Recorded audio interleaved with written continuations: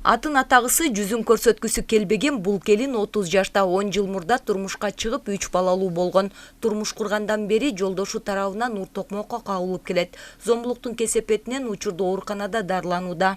Турмушка чыкканыма 10 жыл болду, 3 балам бар. Турмушка чыккандан бери эле ушундай акыбалда жүрөм.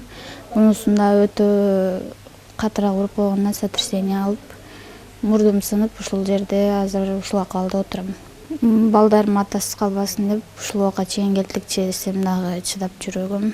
Мындан аркы балдарымды ойлошум керек. Эртеңки күнү катыраак бир жериме тийип калса, балдарым энесиз калбасын деп ошону ойлонуп атам.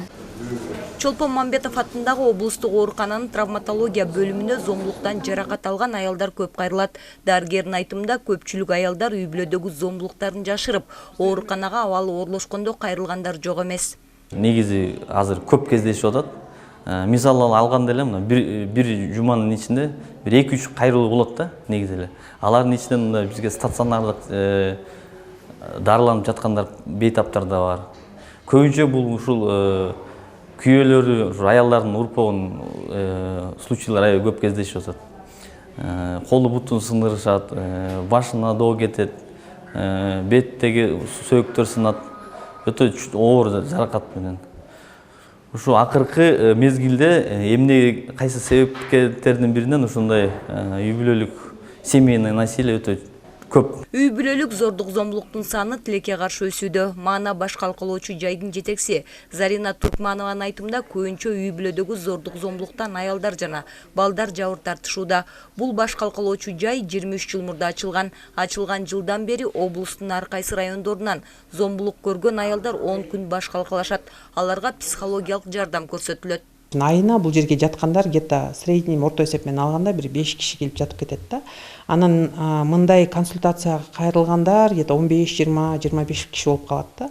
Бир 30тан ашкан 28-30 ошо 40-45ке чейин көбүрөөк кайрылат. Бирок акыркы учурларда кара адамдар, улгайган адамдарда кайрылып аткан учурлар болуп атат. Мисалы миграцияга кетип, балдарын ошо чоң апа жана тайне тайталарына чыштап кетип атпайбы?